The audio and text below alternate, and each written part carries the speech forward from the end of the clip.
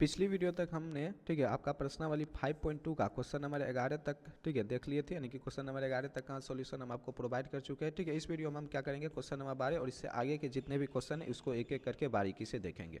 Question number 12 में क्या कह रहा है कि आपका दो समांतर श्रेणी, ठीक है, दो समांतर श्रेणी यानी कि दो अलग अलग एपी है, इसको हम मान लेंगे AP1 और दूसरे को मान लेंगे AP2।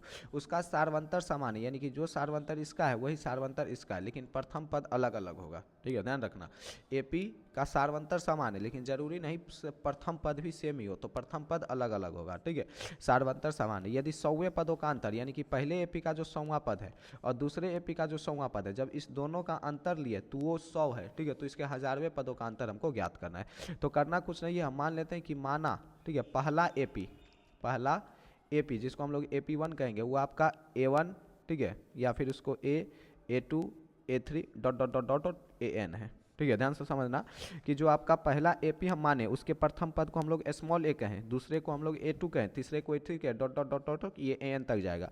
उसी तरीके से जो दूसरा एपी होगा इसके प्रथम पद को हम लोग कैपिटल ए कहें, दूसरे पद को कैपिटल A2 कहें, तीसरे पद को कैपिटल A3 कहें, डॉट डॉट डॉट डॉट करके इस तरीके से AN तक जाएगा। समझ रहे हो? ठीक है, जो हमारा पहला एपी है इसको हम लोग ये इसके प्रथम पद को A, दूसरे पद को A2, तीसरे पद को A3 और ये डॉट डॉट डॉट करके इस तरीके से N तक गया।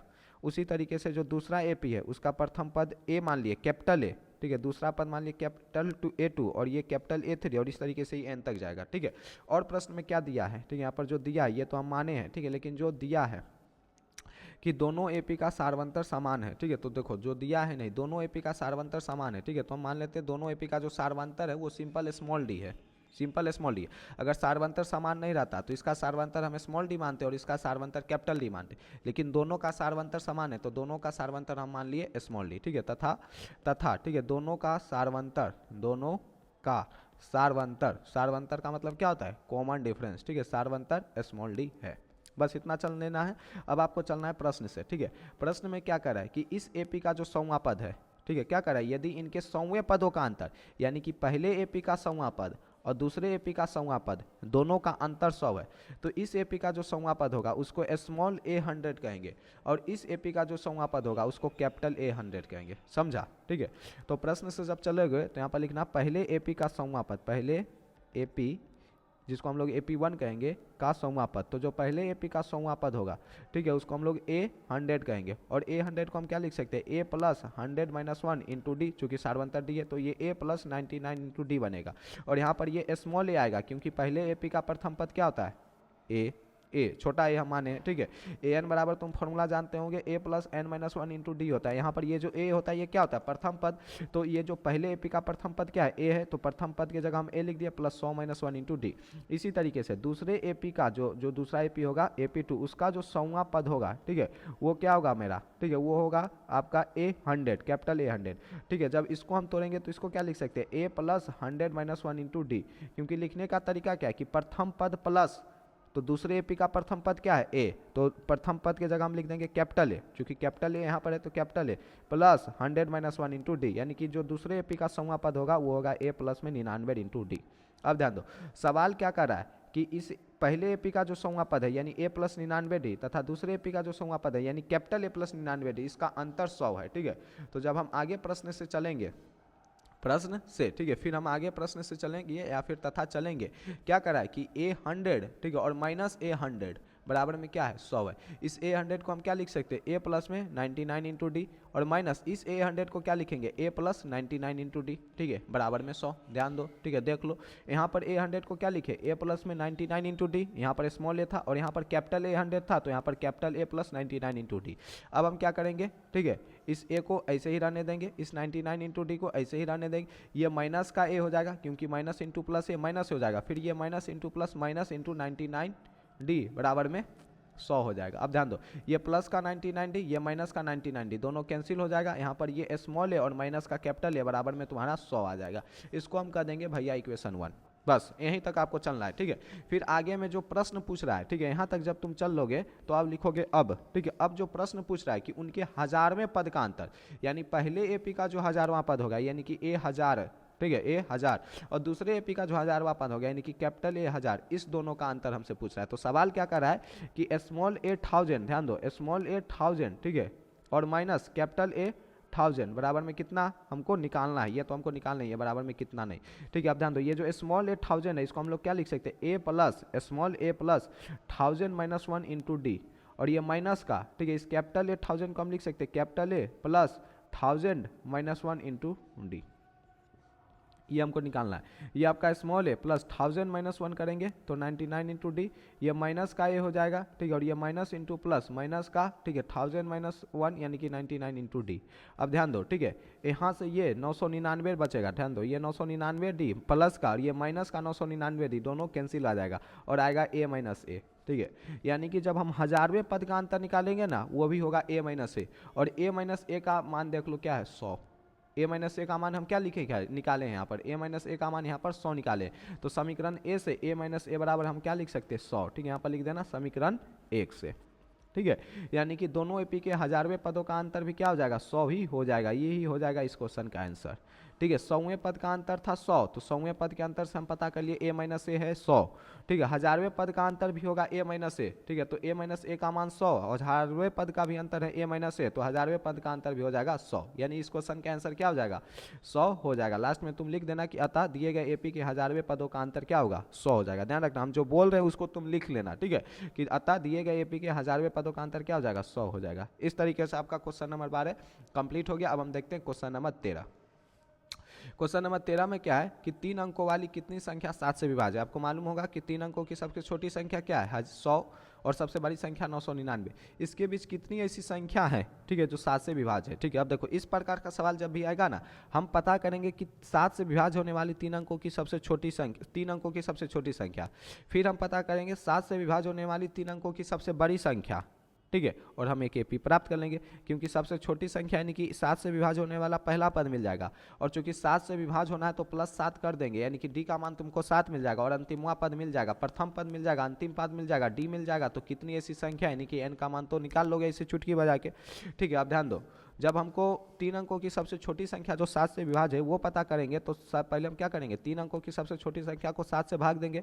7 से लगेगा ये 7 एकम 7, यहाँ बच जाएगा 30, 7 चौके 28, यहाँ बच जाएगा 2। ध्यान दो, ठीक है, कहने का मतलब हो गया कि जब 100 को तुम 7 से भाग दिया तो 98 संख्या जो था वो 7 से पूरा पूरा कट गया, इसको 98 प्लस 2 लिखेंगे, 98 7 से पूरा पूरा कट गया, बच गया शेषफल 2। अब ध्यान दो, अब हमको पता करना होगा कि छोटी संख्या, ठीक है, 3 अंकों की छोटी संख्या, यानी सॉरी हमको पता करना होता कि 2 अंकों की बड़ी संख्या, तो हम क्या करते 100 से 2 घटा देते हैं, क्योंकि 100 में 2 एक्स्ट्रा है। ठीक है, 2 शेषफल बचने का मतलब क्या कि 2 एक्स्ट्रा है, 7 से अगर हम भाग दे रहे हो 2 शेषफल बच रहा है यानी कि 2 एक्स्ट्रा है, तो 100 से हम 2 घटा देते हैं तो आता 98। लेकिन ये जो 98 होता ना, ये 3 अंकों की सबसे बड़ी संख्या होती जो 7 से विभाज्य होती, लेकिन सॉरी 2 अंकों की सबसे बड़ी संख्या होती जो 7 से विभाज्य होती, लेकिन हमको तो 2 अंकों की निकालनी नहीं है, हमको निकालनी है 3 अंकों की। तो हम करेंगे क्या, 3 अंकों को निकालने के लिए ना इसमें 100 में, ठीक है, ये 7 और 2 का अंतर 5 जोड़ेंगे। 5 क्यों जोड़ेंगे, क्योंकि 100 में जब हम 7 से भाग दिए तो 98 पूरा पूरा कट गया, एक्स्ट्रा बच गया 2। अब 2 में और क्या दें, ध्यान से सुनना, 2 में और क्या दे, ठीक है, ये जो 98 था ये पूरा पूरा कट गया, बच गया 2।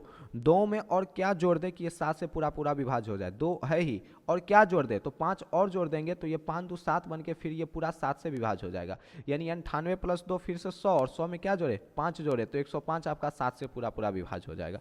यानी कि पहली संख्या 3 अंकों की जो 7 से विभाज्य होगी हो जाएगा 105। ठीक है, इस तरीके से आप निकाल लेंगे। ठीक है, यहाँ पर हल कर 13 का तुम हल लिख लो। ठीक है, और यहाँ पर पहले लिख देना कि 3 अंकों की सबसे छोटी संख्या जो 7 से विभाज्य होगी हो जाएगी 105। तो 3 अंकों की क्योंकि छोटी संख्या, ठीक है, छोटी संख्या जो 7 से क्या है विभाज्य है। ठीक है, 3 अंकों की छोटी संख्या जो 7 से विभाज्य है बराबर में 105। अब हम निकालेंगे 3 अंकों की सबसे बड़ी संख्या जो 7 से विभाज्य होगी। इसके लिए हम क्या करेंगे, 3 अंकों की सबसे बड़ी संख्या जो है वो है 999। ठीक है, इसको हम लोग 7 से भाग दे देंगे। अब 7 से ये कटेगा एक बार में, 7 एकम 7 बच जाएगा 29, फिर 7 चौक लग जाएगा 28 बच जाएगा 19, और ये 7 दूना कट जाएगा 14 बच जाएगा 5। अब जब हमको 3 अंकों की बड़ी संख्या निकालना है तो करेंगे कुछ नहीं, 999 में से 5 को माइनस कर देंगे तो आ जाएगा 994, यानी 3 अंकों की सबसे बड़ी संख्या जो 7 से कट जाएगा वो हो जाएगा 994। तो 3 अंकों की, ठीक है, बड़ी संख्या, कौवी संख्या, तो बड़ी संख्या जो 7 से विभाज्य वो है 994। ठीक है, अब ध्यान दो, ठीक है। अतः AP बराबर, जब पहला मिल गया दूसरा मिल गया तो अतः AP बराबर पहली संख्या है 105। अब 105 जो पहली संख्या 7 से कटेगी, फिर इसमें 7 जोड़ देंगे तो अगली संख्या यानी कि 112 भी 7 से कट जाएगी, फिर इसमें 7 जोड़ देंगे यानी कि 119 भी 7 से कट जाएगी। इस तरीके से जो अंतिमवा संख्या होगा वो होगा 994 जो 7 से कटेगा। अब ये अंतिमवा 994 नहीं, 3 अंकों की अंतिमवा संख्या होगी 994 जो 7 से कटेगा। चूंकि हमको 3 अंक तक ही बात करना है, आगे तो बढ़ना नहीं है, तो अंतिमवा संख्या हो जाएगा 994। ठीक है, इस तरीके से आपने क्या कर लिया, AP प्राप्त कर लिया। अब आपको AP का A पता चल गया, A2 पता चल गया, यानी कि यहाँ से D बराबर तुमको 7 मिल जाएगा।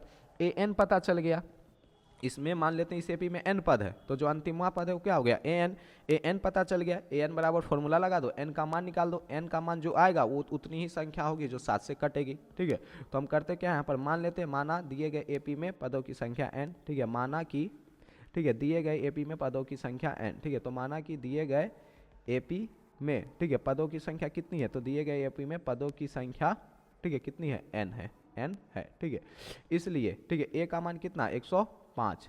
ठीक है, D का मान निकालोगे तो कितना 112 माइनस 105 करोगे तो 7, और पदों की संख्या n है और अंतिमवा पद है एक 994, यानी कि AN बराबर तुमको आ गया 994। ठीक है, अब जब सूत्र लगाओगे तो AN बराबर है 994। ठीक है, AN को हम क्या लिख सकते हैं, A plus n minus 1 into D, इसको हम लोग A plus n minus 1 into D बराबर में क्या लिख सकते हैं 994। ठीक है, A का मान हम क्या निकाले, ध्यान दो 105। ठीक है, प्लस में n माइनस 1 इंटू डी का मान क्या आया है 7 बराबर में 994। अब हम क्या करेंगे, 105 को उस पार भेजेंगे तो n माइनस 1 इंटू 7 बराबर क्या आएगा 994 माइनस का 105।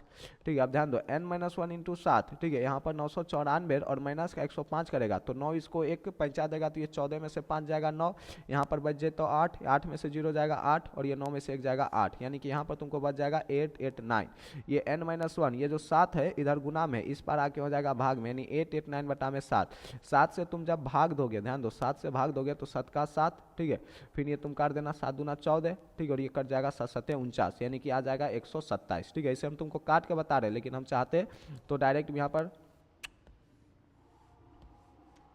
ठीक है, डायरेक्ट भी 7 का 7, एक आता 7 दूना 14 और 7 7 49 काट देते, यानी कि n माइनस 1 बराबर 127। ठीक है, तो n बराबर तुम्हारा 127 प्लस में 1, यानी कि n बराबर में 128। ठीक है, अतः, ठीक है, अतः, ठीक है, 3 अंकों की, ठीक है, 128 संख्याएं होंगी। 3 अंकों की कितनी संख्या होगी, 128 संख्याएं होगी। ठीक है, जो 7 से विभाज्य है, जो 7 से क्या है, विभाज्य है। ठीक है, इस तरीके से आपका जो क्वेश्चन नंबर 13 था ये कंप्लीट हो गया। किए क्या, आपको समझ में आ गया, 3 अंकों की संख्या हमको पता करना था जो 7 से विभाज्य है, पहली संख्या निकाल ली, अंतिम संख्या निकाल ली, इस तरीके से AP पता कर लिए। मान लिए दिए गए AP में n पद है तो AN का मान 194 आ गया, A का मान आ गया, D का मान आ गया, AN बराबर फॉर्मूला लगा दिए, इसको सॉल्व कर दिए, n बराबर आ गया 128। n बराबर 128 का मतलब कि 3 अंकों की 100 से लेके 999 तक 3 अंकों की मात्र 128 संख्या होगी जो 7 से क्या होगी, पूरा विभाज्य होगी। इस तरीके से क्वेश्चन नंबर 13 भी आपका कंप्लीट हो गया। अब हम देख लेते हैं क्वेश्चन नंबर 14। क्वेश्चन नंबर 14 में है कि 10 से 250 के बीच कितने, मतलब के बीच 4 के कितने गुणज है, 4 के कितने गुणज है, यानी ऐसी कितनी संख्या है जो 4 से विभाज्य है। ठीक है, तो ऐसे सवालों को भी हम क्या करेंगे। ठीक है, ये भी मतलब वही पूछ रहा है, गुणज का मतलब होता है कि 10 से 250 के बीच कितनी ऐसी संख्या है जो 4 से पूरा कटेगी। तो 10 के बाद तो आपको साफे नजर आ जाएगा 12 4 से पूरा कटेगी। अब हमको पता कर लेना है कि हमको 100 और 250 के बीच चाहिए, यानी कि 250 से जस्ट पहले, ध्यान सुना, 250 से जस्ट पहले कौन संख्या है जो 4 से पूरा कटेगी। इसके लिए हम क्या करेंगे, 250 को 4 से भाग देंगे, फिर जो शेषफल आ जाएगा 250 में से उसको घटा देंगे, फिर जो आएगा वही संख्या होगी 250 से जस्ट पहले वाली जो 4 से पूरा कटेगी। A का मान तुमको 12 आ जाएगा, जो अंतिमवा होगा वही तुम्हारा AN हो जाएगा। फिर D तुम्हारा ये 4 हैवे किया, क्योंकि 4 का गुना चेक करना है तो इसमें फिर प्लस 4 कर देंगे तो 16 अगली संख्या 4 का गुना हो जाएगी, तो D का मान 4 हो गया। AN तुमको पता चल जाएगा, फिर इसी जो क्वेश्चन नंबर 13 था इसी पैटर्न पर बैठ जाएगा, बस सॉल्व करके N का मान निकालना है। ठीक है, तो ये भी कुछ नहीं है, लफ्फू सा सवाल है ये भी आपका। ठीक है, क्वेश्चन नंबर 14 लिख दो, हल लिख दो। ठीक है, तो यहाँ पर लिख देना कि 4 से विभाज्य, यहाँ पर लिख देना 10 और कितना 250। ठीक है, 10 और 250 के बीच, ठीक है, 10 और 250 के बीच पहली संख्या 4 से विभाज्य। ठीक है, पहली संख्या 4 से विभाज्य। ठीक है, पहली संख्या 4 से विभाज्य कौन होगा, तो पहली संख्या 4 से विभाज्य बराबर हो जाएगा 12। ठीक है, तथा अंतिम संख्या जो 4 से विभाज्य होगी। अब देखो अंतिम संख्या निकालने के लिए हम क्या करेंगे, 250 को, ठीक है, अंतिम संख्या निकालने के लिए हम 250 को क्या करेंगे, 4 से भाग देंगे। पहले 4 छक 24 लग जाएगा, बटेगा 10, 4 दूनी 8, ठीक है, आ जाएगा 2। इस 250 में हम 2 घटा देंगे यानी कि 248, अंतिम संख्या जो होगी 248, ठीक है। तो अंतिम संख्या हो जाएगा 248 जो क्या होगा 4 से कटेगा, ठीक है। अब हम क्या लिख देंगे, अतः AP लिख देंगे। अब पहली संख्या है तुम्हारा कितना 12, ठीक है, हमको 4 का गुना चेक करना है तो इसमें 4 जोड़ देंगे तो अगली संख्या हो जाएगा 16, फिर इसमें 4 जोड़ देंगे तो अगली संख्या हो जाएगी 20। इस तरीके से अंतिम संख्या 248 होगी जो 4 से कटेगी। अभी अंतिम संख्या 248 कहने का मतलब 100 और 250 के बीच अंतिम संख्या 248 होगा जो 4 से कटेगा। इस तरीके से आपको एक AP मिल गया, ठीक है। फिर हम क्या करेंगे, मान लेंगे कि माना AP में पदों की संख्या, माना AP में पदों की संख्या, क्योंकि इस AP में जितने पद होंगे उतनी ही संख्या 100 और 250 के बीच होगी जो 4 से कटेगी। तो माना AP में पदों की संख्या, ठीक है, माना AP में क्या पदों की संख्या, तो माना AP में पदों की संख्या, ठीक है, तो माना AP में पदों की संख्या कितनी n है, ठीक है। इसलिए A बराबर आपका क्या है 12 जो दे रखा है, D बराबर क्या आ जाएगा 16 माइनस 12 करेंगे तो 4, और AN बराबर ये जो अंतिम पद है 248। अब हम क्या करेंगे, सिंपल AN बराबर फॉर्मूला लगा देंगे A plus n minus 1 into D. AN का मान क्या है आपका 248, ठीक है, बराबर में A कितना है तुम्हारा 12, ठीक है, प्लस में n माइनस 1 इंटू डी कितना है 4। 12 को इस पार ले आएंगे तो क्या हो जाएगा माइनस में, तो 248 माइनस का 12 बराबर में कितना है n माइनस 1 इंटू 4, ठीक है। यहाँ से हम स्लाइड एक ले लेते हैं, हमको आया क्या है 248, ठीक है, माइनस का 12, ठीक है, बराबर में n माइनस 1 इंटू 4, ठीक है। 248 में से 12, 8 में से 2 जाएगा 6, ठीक है, और ये 3 यानी कि 236 बराबर n माइनस 1 इंटू 4। अब ध्यान दो ये जो 4 है यहाँ पर इस n माइनस 1 के साथ गुना में, इस पर आएगा तो भाग में, ठीक है। तो यहाँ पर आपका बन जाएगा 236 बटा में 4, और ये 4 इधर आ गया तो यहाँ बच जाएगा n माइनस 1, 4 से कट जाएगा 4 × 20, 4 × 9 = 36, यानी n माइनस 1 बराबर ये आ गया आपका 59, ठीक है। तो n बराबर तुम्हारा हो जाएगा 59 प्लस 1 यानी कि n बराबर हो जाएगा 60, ठीक है। यानी कि 10 और 250 के बीच, यानी कि इसके ये तो आपका ये जो 12 से लेकर 248 तक कितनी संख्या है 60, ये तो आ गया, यानी कि 10 और 250 के बीच ऐसी 60 संख्याएं होंगी जो 4 से पूरा कट जाएगी, ठीक है। तो लास्ट में लिख देना क्या है कि अतः, ठीक है, 10 और 250 के बीच, 10 और 250 के बीच, ठीक है, बीच 60 संख्याएं, 10 और 250 के बीच कितनी संख्याएं 60 संख्याएं, ठीक है, जो 4 से पूरा विभाज्य, जो 4 से क्या है पूरा विभाज्य, 4 से पूरा विभाज्य है, ठीक है। इस तरीके से आपका जो क्वेश्चन नंबर क्या था ये, ठीक है, 14 भी कंप्लीट हो गया, ठीक है। इस वीडियो में हम यहीं तक रहने देते। नेक्स्ट वीडियो में आपका क्वेश्चन नंबर 15 और 15 से आगे जितने भी क्वेश्चन है उसको हम लोग बारीकी से देखेंगे। इस वीडियो में इतना ही, मिलेंगे हम आपसे एक और नई वीडियो में।